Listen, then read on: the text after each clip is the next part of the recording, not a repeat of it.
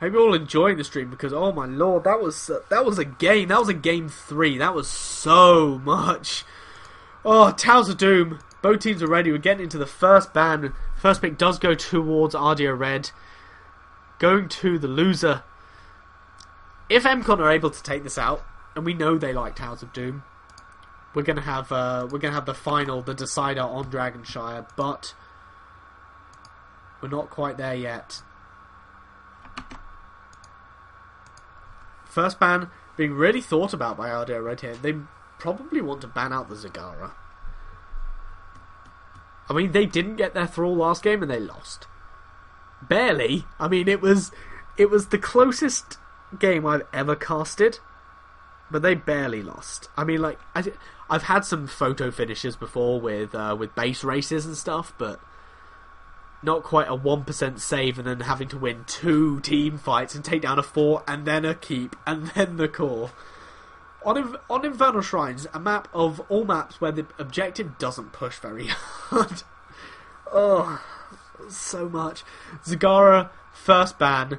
mCon, them going to ban out the Rhaegar. Ardeo Red going to happily pick up their Thrall. I'd like to see mCon take the Diablo. I'd like to see Diablo picked up for mCon as a deny pick, so they don't want to have that Sundering Apocalypse finish.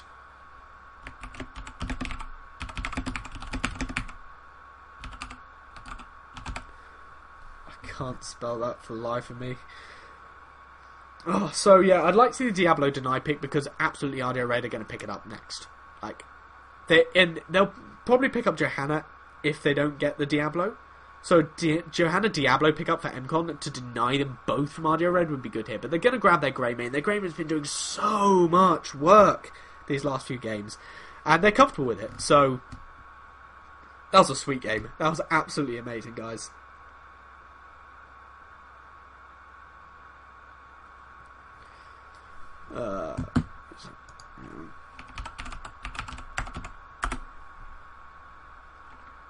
Johanna being hovered over by Ardeo Red is most likely gonna see this picked up here because Johanna's like worked well with Thrall and the teams have been favouring the Johanna tank tonight. Makes a lot of sense. Might even see them pick up the ETC on top of this. Just go for that double tank with their Thrall. They've been really liking that setup.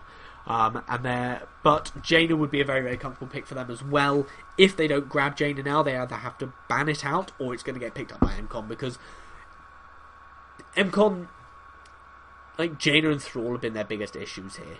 And I love the Diablo deny. They don't want to go up against that Sundering combo. Absolutely not. Oh, jeez. Thank you for all the follows, guys. I've not got my follower alerts on at the moment because this is going on for YouTube. So I'm going to try and keep it as professional as possible. Jaina is picked up, as expected. She's just such a strong assassin. She's been doing so much work in the early game before Ardeo Red, making these games hard for mCon to win. So hard that, in fact, mCon only just won that last game with that 1% core. I'm not going to get over that for a long time. That was intense. Everybody loved it. But mCon now with the ban. I mean, this is an exact draft for Ardeo Red, other than the fact that they don't get the Diablo out. So I'd like to see like a Brightwing Respect ban out here. As Ardeo Red, they need a support. They need a support, and mCon can quite happily pick up the carrots if they get the next choice. Might see a Malfurion ban, maybe?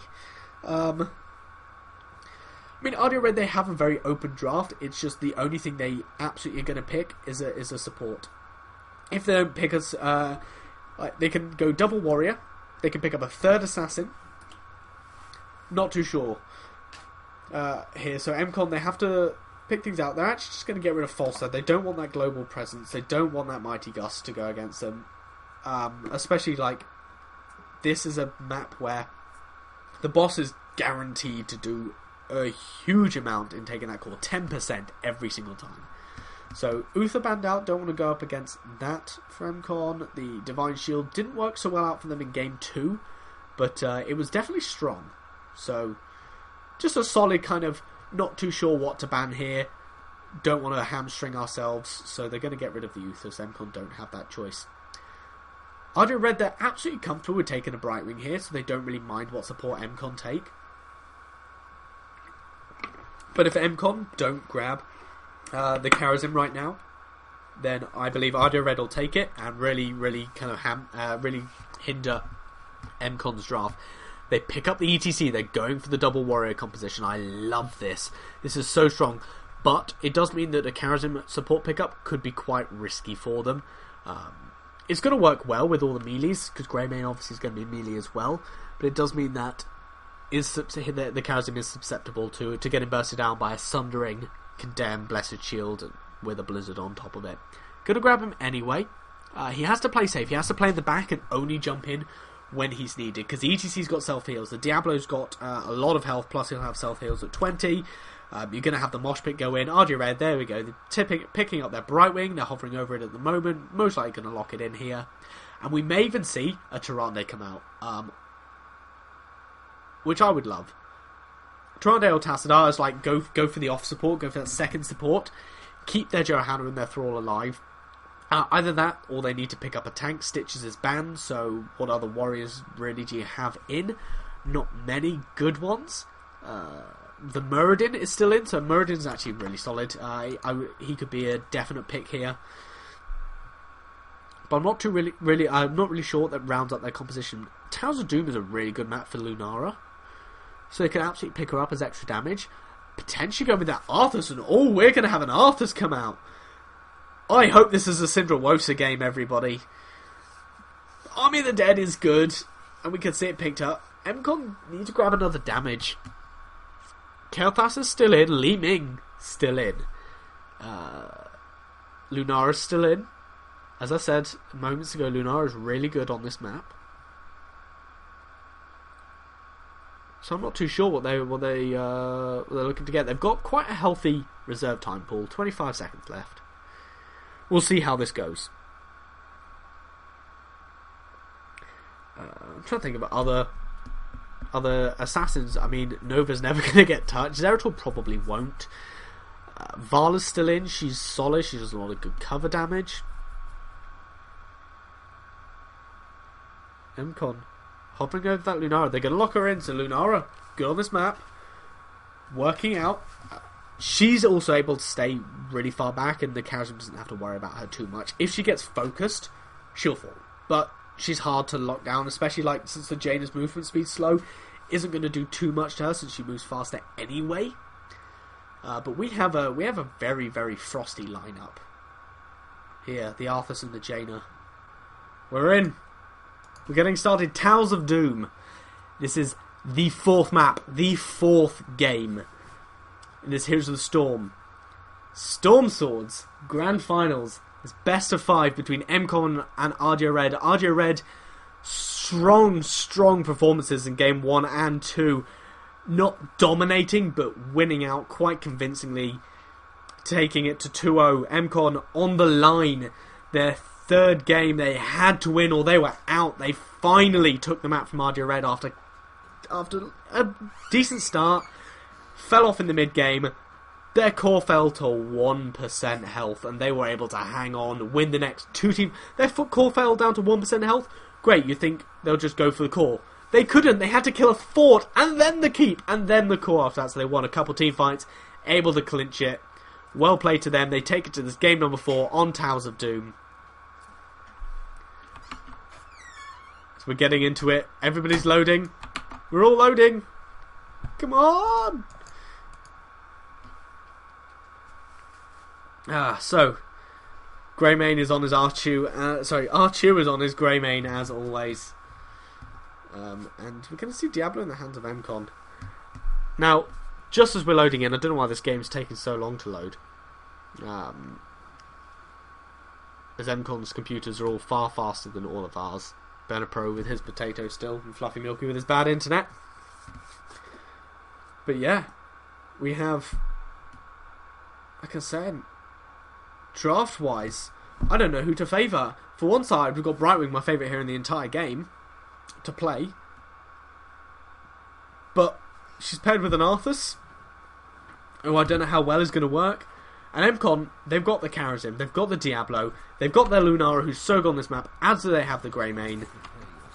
They're looking solid in this fourth game. So we're going to have Praden, the team captain of mCon, on that Karazim, Philibert in that Master Skin Diablo. No, it's not Master Skin, sorry, on that Diablo. They're going to have Semi Azaz on that Elite Tauren Chieftain, Solid S&D playing Lunara, and finally Archu on his Greymane in the top lane. On the right-hand side, the red team, it is going to be Ardeo Red working for that Gravekeeper over here. We're going to have Patamat, the team captain, on that Toothless Skin Brightwing. I love it, I love it. We're going to have Jaina being played by Jarflip. We're going to have Benapro on his Thrall. Muko, who normally played the Diablo, I think in the other 3 games is now playing that Arthas, and Fluffy Milky is on that Johanna. So we're getting in, we're going to have a 5v5 engagement here on the middle lane. Small little lag spike there. Benapro getting initiated on in that Thrall. He's going to be the first blood. He's falling in Brightwing heals. Not enough as he didn't do that much burst healing in the early game. Fluffy Milky on the Johanna falling low as well. Greymane just doing so much damage. But they're not going to pick it up for a second kill. So mCon already off to a good start. I'm just going to quickly show you the level 1 talents here for everybody. Whew. I'm gonna have an aneurysm this game. I swear, if mCon take it as close as they did last time. Semi Azaz on that ETC, going to power slide through the Bright with the Shadow Charge on her. She's going to fall pretty low, although Philibert on the Diablo going to be the responsible. The Thrall plus the Jaina are there. That's so much damage. Praden dropping low, going to be able to dash and strike his way to safety, and Solid S&D on that Lunara not going to be in any danger whatsoever with her bonus movement speed, unless she gets hit by a Thrall root. That'll be the only way she is going to fall anytime soon. Perfectly possible with the Brightwing Polymorph to set it up. So 1 for 1. Slight experience advantage for mCon. But no, it's completely even now with the last boots being here. In fact, Arthas has fallen really, really low. He's been Shadow Charge. He might get overpowered soon. I don't know if he already has been. The power slide from the ETC came through. Not able to pick him up though. The Jaina's cover damage and the slows were there enough to deter the chase, as he's having to back up. The first 2 altars are spawning. 15 seconds left on them, and it's going to be these 2 in middle. I'm actually going to zoom out just a little bit further. That's as far as you can zoom out, everybody. And watching these 2, I'm actually going to go straight back into this one, as we may see mCon take an aggressive stance, not willing to go 1 for 1. In fact, looking to contest their opponents as ETC, Semi Azaz channeling their one initially. Straight away, they're guaranteed to get that, and they may look to contest Fluffy Milky on their Johanna. She's not going to get there in time. Just going to have to back off. So 1 for 1. Quite happy there. Lunara going to go back down to bottom to continue to soak. Going to slow out the Thrall and the Arthas. Not going to use her crippling spores. Brightwing versus the Greymane. In fact, Patamat on that Brightwing is doing a lot of work up against Greymane, so a bit worried for him, but most of the action is going to be in this mid lane, and we do have a 3v3 double warrior versus Jaina and double warrior versus support Karazim. Quick show of the level 4 talents as both have been reached for the teams. Nothing unexpected at all. Healing ward out for Karazim. Praden has been favouring that over the shield. Philibert on that Diablo falling really low. The power slide from the ETC actually completely blocking out the enemy team, saving him. And he's going to be able to Shadow Charge the creep wave in order to get out. And he is out to safety. The Brightwing's not there to do the damage. ETC taking a lot of damage as well. But Karazim's healing is just enough, and they're going to be able to get out with their lives. Both tanks of mCon just about. Thrall, though, not going to quite land the root on Solid SMD, and Lunar is going to have to back off. Semi Azaz on the ETC coming down to soak as Arthur starts the siege camp. Still Brightwing versus Greymane. The Greymane's been getting the rough end of this deal as Brightwing's been doing a lot of work, and Patamat duking him out. He's gonna say we're gonna have the Shadow Charge coming in to interrupt that, and that's a dead Brightwing. As the Polymorph comes on Diablo, and there we go. Greymane too sticky, too much chase. Taking him off. Greymane New Illidan, guys. Small experience advantage in favour of mCon, as ETC has had to come down to his bottom lane to help support that Lunara. Siege camp as well here, so it's going to be even harder. This wall most likely take a lot of damage and fall. One altar spawning down here in the middle of the map, as the siege camps do take out the gate and half of the tower. And yeah, we're going to look for a fight here. Everybody has come down. Brightwing's here already. I'm going to have a quick look at the level 7 talents. Oh, they're already up. There we go.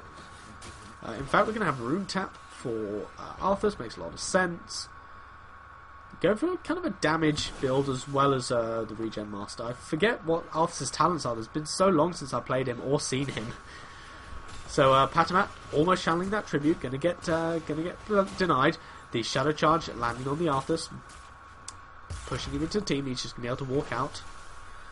As the Brightwing going to put out that face shield on the Jaina, meaning she can get quite aggressive. The Johanna's moving in, setting up the Blizzard damage for her. Arthas on the back end is going to get disrupted a little bit by the Diablo, but all of mCon are just, I think they're just taking too much damage. The sustained healing coming out from the Brightwing is doing enough, and Patamat not going to be able to challenge this. Johanna's in a bit of a bad spot though for Ardeo Red, going to be able to walk herself out. The power slide plus the Shadow Charge coming in.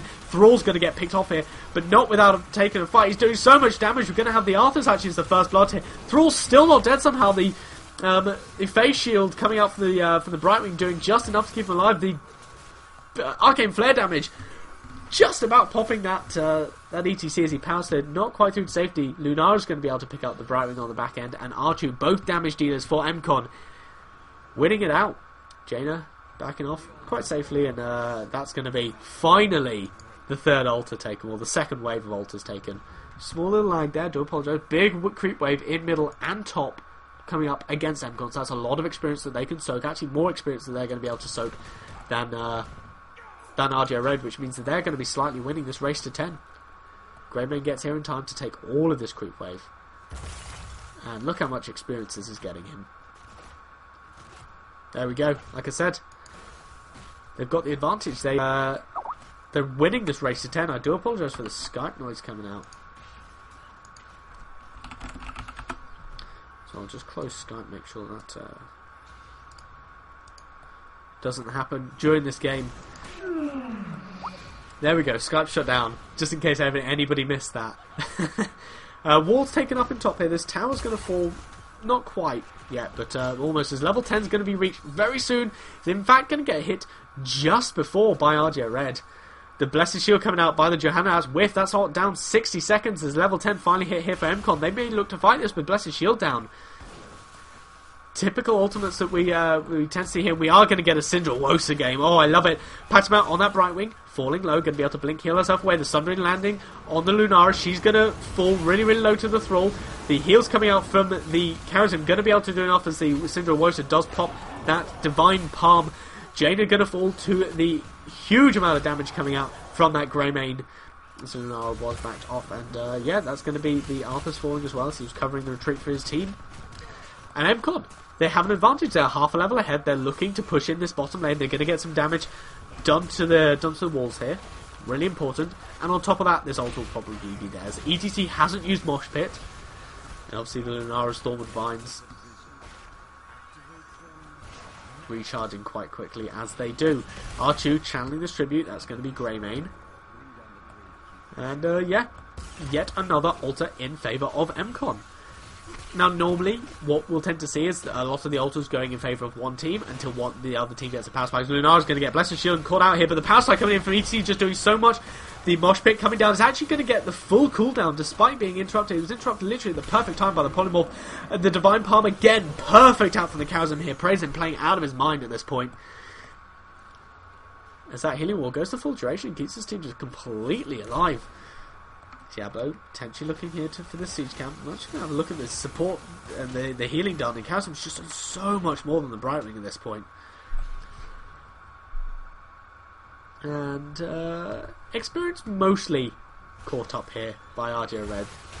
But what I was saying is we tend to see one team get out a lot of these ults in the early game and then start to lose in the towards the mid to late game when power spikes are hit by the other team. But there's not that many power spikes left for Ardeo Red. mCon, they still have their Greymane to power spike, who, in fact, I'm just going to have a quick look at the damage, hasn't done the most yet, and quite likely will end up doing the most at the end of this game, seeing as there's power sliding his way to safety. Mosh Pit still down for 50 seconds. That's such an unfortunate interrupt. It happened literally the split second it started. So if you get it whilst he's channeling it, it puts on a 10-second cooldown. If you don't get it when he's channeling it, then yeah, if you get obviously when he's playing it goes on full 2-minute cooldown, and that's what happened.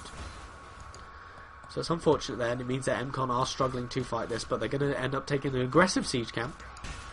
The pumpkin saboteurs. What are they called? Yeah, sappers. There we go. Pumpkin sappers. Going to be charging into the gate here. And the other one might look to take the fort. He's just cleaving away. There we go. Into the fort. Going to have the 2 more altars spawn, middle and bottom. Diablo going to stall this out as long as he can. Same with the Lunara. The bottom altar going to be channeled by Semi-Azaz. Should be interrupted by Fluffy Milky. And it will do. No altar being taken. Nobody with a direct advantage.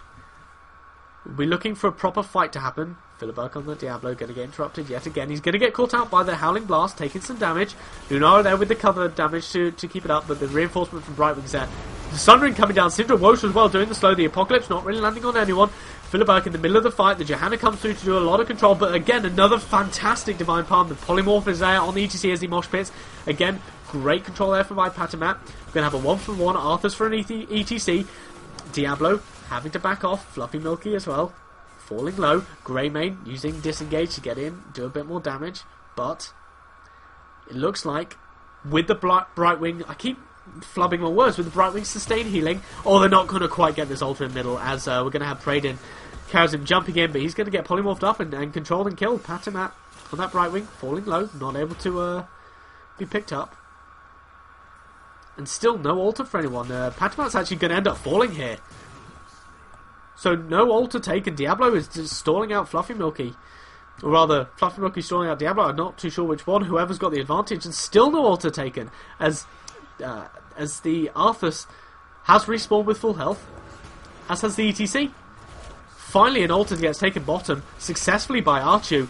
Solid SMD going to end up falling on that Lunara. Not able to save herself. The power slide has already been used. So ETC might end up falling here again. Diablo just about walking himself to safety. ETC is still alive. Altar's still not taken. And Benepro will look to take this one. I don't think mCon can contest this, and I don't think they will. The experience is dead even still, but they are ahead. They're ahead by 2 altars at this point. Not even 2 altars. They're ahead by... is it 2? Yeah, they are ahead by 2.